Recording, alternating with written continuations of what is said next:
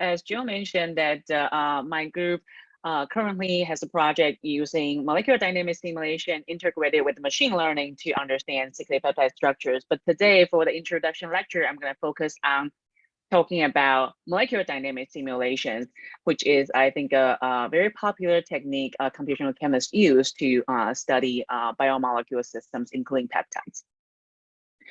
So what does the word molecular dynamic simulations mean? So it means simulate how molecules move.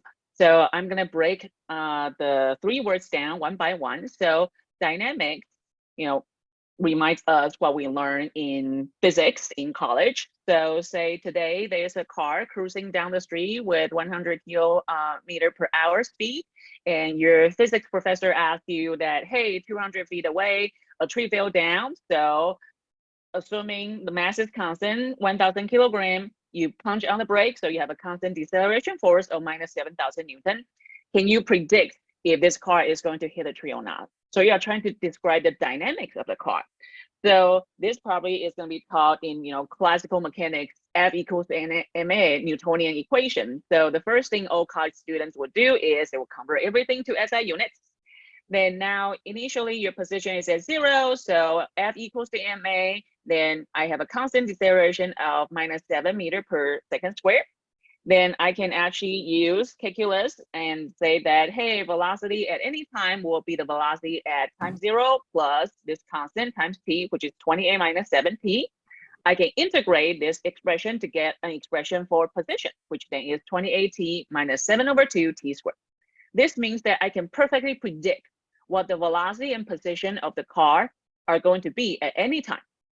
So for example, when time equals to 1, my speed drops down by 7 from 28 to 21, and I plug 1 into my expression for x of t, I get 24.5. 2 seconds drop down to 14, for 4 seconds comes to a complete stop. Then I plug 4 into the equation, 56 meters is my position, did not hit a tree because it's smaller than 61. So we just did dynamics, right? But then we calculate using math. Right? So I didn't need to simulate anything, right? So I didn't need to simulate the position and velocity of the car. I just did math. So why do I need to run simulations then? The reason is because what we were just talking about is a car. In chemistry, you are usually dealing with a lot of atoms, right? So in this case, if we have, for example, just 3 ions, all of a sudden, I don't know how to actually solve some equations and write you beautiful formula of what the sodium is going to do, because the motion of the 3 ions are coupled together. But what we can do is, given the current positions of the ions, I can calculate the distances between the ion pairs. Then based on my understanding of the interaction between ions, so for example, Coulomb's law, then I can calculate precisely the force between this sodium and this chloride, the force between this sodium and that chloride, and the repulsion between the 2 chloride ions. If I can do that, then I will obtain the net force each ion feels.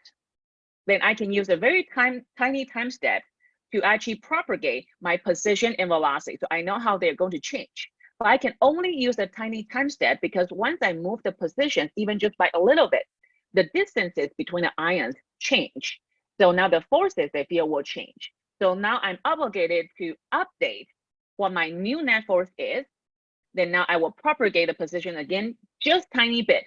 Then I will repeat this process. So I'm step by step, I'm simulating the motion of these ions. When we talk about molecular dynamic simulation, this means what I want to model is a molecule. So I need to tell my computer, for example, if you have a CO bond, what do you want the CO bond length to be? If you have a CH bond, what do you want the CH bond length to be? If you have a CO functional group, then typically our chemistry tells us that there should be a partial negative charge on the oxygen. So what do you want that charge to be, and so on and so forth. So you can specify all these parameters. Then the computer will, based on the parameter you specify, calculate all the pairwise distances, calculate the forces, and move the atom's position and velocity alone during the simulation steps. These parameters together are what computational chemists call a force field, because they control how big of a force each atom is going to feel. So I want to give you an example of what a force field looks like. For example, today, if you want to simulate water, then A chemist will probably say, well, you need to draw HOH, and you need to tell the computer, hey, what kind of partial charges you want to put on oxygen and hydrogen? What is the bond length? What is the bond angle? So presented here is a specific water model called SPCE. Then you can actually use these parameters, run a simulation of box of water, take care of whatever property that you're interested in.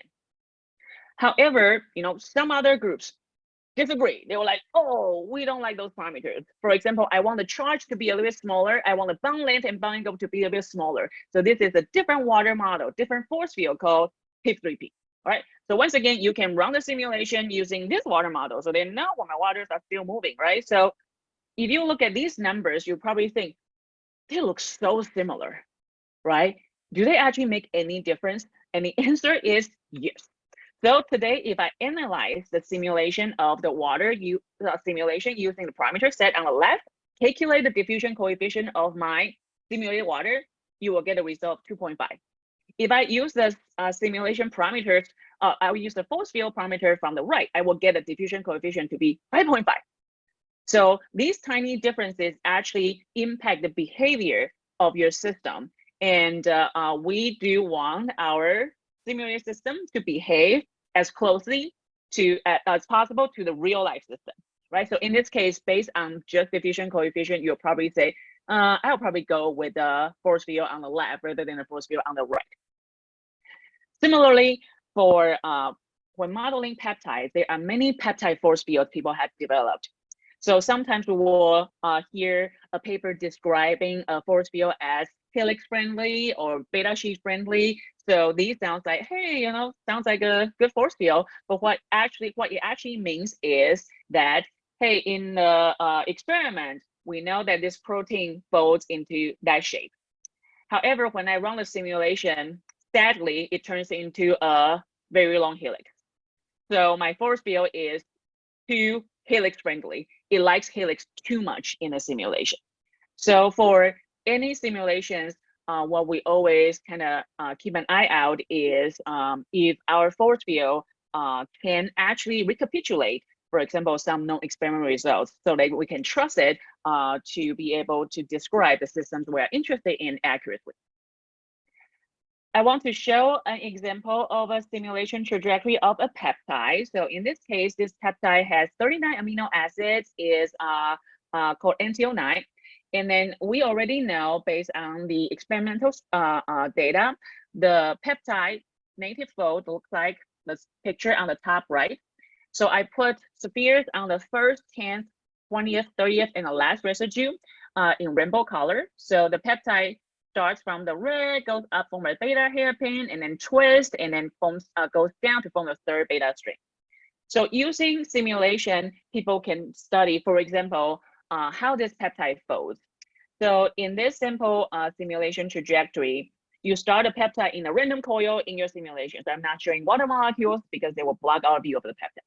The peptide feels, very uncomfortable, but the first thing it does usually is it forms the first beta hairpin right here. Then you can look at this closely. You will see the third string is actually pointing up, right? So then when I was looking at the movie, I feel like, there's a struggle, like the third string glue itself incorrectly by accident. So it's struggling to break that miscontact.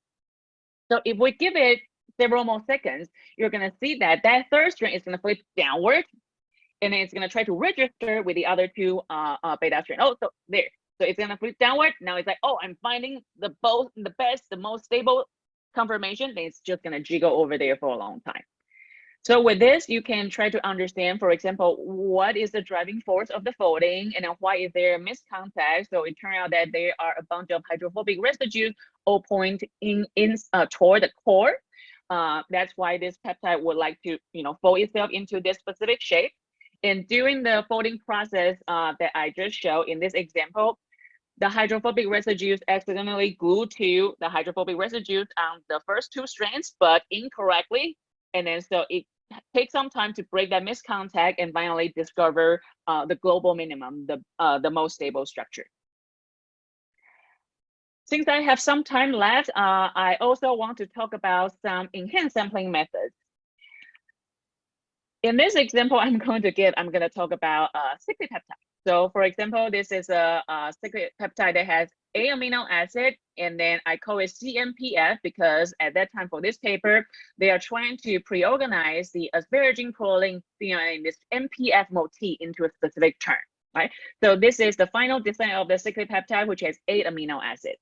I want to use this as a demonstration of how sometimes your molecule can get stuck into specific conformation during the simulation.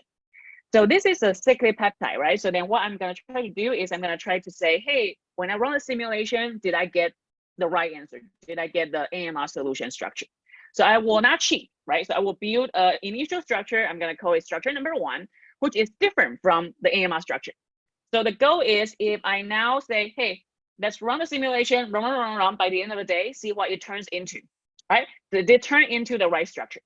So if you look at this simulation, which I call it a backbone in light green, you feel this is not as exciting as the previous one I just showed you. Your feeling will be correct. So I'm now plotting the phi and psi dihedral of each residue, how they change as a function of time. You can see that the first 5 residues, the phi and psi angle basically did not change as I run the simulation.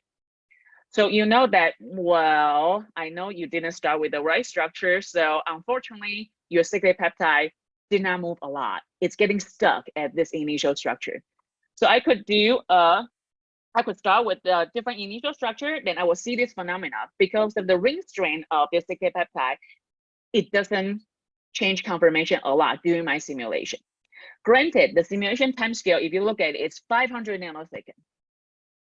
A chemist will look at this like, what the heck is 500 nanoseconds, right? So 500 nanoseconds seems like very short in a real lifetime, but for computational chemists, it takes us about 5 days to a week to run 500 nanosecond simulation.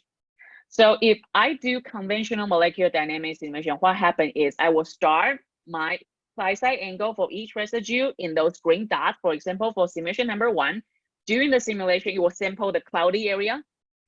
If I start with a different initial structure, it will start with the blue dots and it will sample the blue cloudy area. The 2 areas clearly are not the same. So you're actually sampling different conformations. So probably neither of the results are correct. So what we want is, within, for example, 500 nanosecond or even 100 nanosecond of simulation, that I want my simulation to tell me what the most stable conformation is, what the second most stable conformation is, and so on and so forth with their populations. For structure design purposes, usually you do not care about how this peptide folds. You care about only the thermodynamics. In this case, we can actually use a lot of what we call enhanced sampling methods, which will provide you the correct thermodynamics, but not the dynamics. So I'm going to share a couple very popular enhanced sampling techniques. The first one is called Replica exchange molecular dynamics. The essence is it will use temperature to overcome free energy barriers. So since I bring the word temperature, right? So then we can kind of conceptualize it in the sense that if this is our underlying free energy profile, at low temperature, this barrier is probably too high for me to cross very fast, very quickly. So if I start my simulation over here as a function of time, what I'm seeing is I'm getting stuck in this local minimum. Now, since we mentioned temperature, you'll probably think, wait a second, then if I crank up the temperature, well, it has higher kinetic energy, right? So it can more likely escape this free energy minimum, cross the barrier to discover other free energy surfaces. However, today, if you ask me what happens to my peptide at 300K, I don't think I can run a simulation of what happened to this peptide at, 500K and tell you the results, right? So that's not what you want. You don't want the results at high temperature. You want the results at low temperature. However, we're going to use the high temperature simulation to help us sample the conformation. So what we're going to do is not independent simulations at different temperatures. What we're going to do is we're going to simulate both temperatures simultaneously. We're going to allow the 2 simulations to switch conformation with a specific probability based on thermodynamics. So how it's going to look is you're going to start 2 sets of simulation. Initially, they start at the same location. Then on the second step, they're still stuck. Third step, wait a second, your high temperature replica now goes to find something really good, right? Really low in energy. So now you're gonna do your math. You're like, oh, based on the thermodynamics I understand, you find a really, really low energy conformation. But I am at a lower temperature. So it actually is more likely for me to have found that conformation. But you found it because you can cross that barrier. I'm gonna steal it. So you swap the two conformations. So you say, hey, you found something good, right? But I think actually that belongs to me because I'm a low temperature replica, low energy conformations. I should have higher probability of sampling that. So you swap them.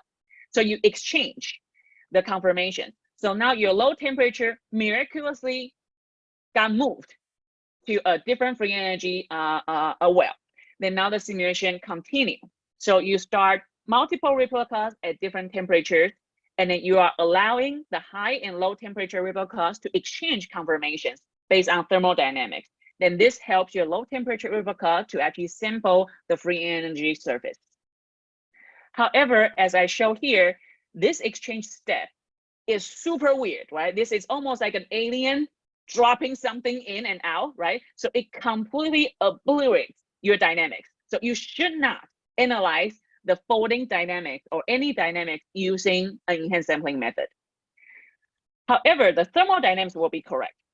So did it help me this time? So unfortunately, well, blue and green looks more overlap, but still not quite right? So they don't look identical. So what's wrong with replica exchange, MD in this case?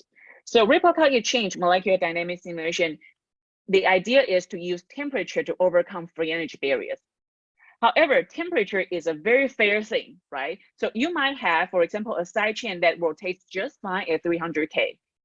It doesn't need any help, right? It's your backbone, for example, that needs your help to change to overcome free energy barrier. So if you know what needs help, that you can actually target a specific motion or specific coordinate that your system needs help sampling. Another very popular method is called umbrella sampling. If today our underlying free energy profile looks like this, what umbrella sampling is doing is saying that, hey, I'm gonna force the peptide to twist this coordinate, twist, for example, this sine angle to very specific value. So I'm gonna twist it to minus 180 and hold it there, and then see how much the peptide is fighting me. I'm gonna also move it to, for example, minus 90, and then see how much the peptide is fighting me. So then when I try to force the peptide to adopt, for example, psi equals minus 90, you know, no problem. I can totally do that. When I ask it to do, for example, minus 30, it will say, no, I really want to link toward one specific direction, right? This now gives computational chemists an idea of what the underlying free energy profile is by actually forcing the peptide to adopt very specific coordinates at very specific value. Now, this actually didn't work out at all. So this is the free energy profile from simulation number 1, simulation number 2. They're supposed to look the same, and they do not look the same at all. So what this is telling us is, wait a second, you only help one coordinate. Maybe you need to help multiple coordinates. I'm stuck in multiple degrees of freedom. For umbrella sampling to do so, then you need to do 2-dimension scanning or 3-dimensional scanning, and that is a lot of simulation you will need to run. So the last simulation technique I want to mention is this thing called metadynamics, which we are pushing the system away from local free energy minimum by depositing repulsive Gaussian potential. So you're going to play a game with your simulation. So your simulation is going to start, and then it starts at, for example, 60. You're going to take your notebook and say, oh, you like 60. I'm going to make you hate 60 by depositing a repulsive potential. I know exactly how much amount I'm doing here. Then your system will respond and say, fine, I don't like 60 anymore. I like 75. Then you say, okay, I'm going to make you hate 75 by that much. So you play this game this many times, then your system will be like, fine, no longer like 60-ish angle. I'm going to do minus 90. So you do this process until you mess with your system's dynamics. Now it traverses minus 180 to 180 evenly. So you change the dynamic of your system. Now it's sampling very, very well. However, what you're interested in is the underlying free energy surface. So you take your notebook, you have all the records of where and how much you make your peptide hit each location. You sum them up, you're going to get this very intriguing shape. This must mean that this place is where I need to make you hate it most. So you will sample everything evenly.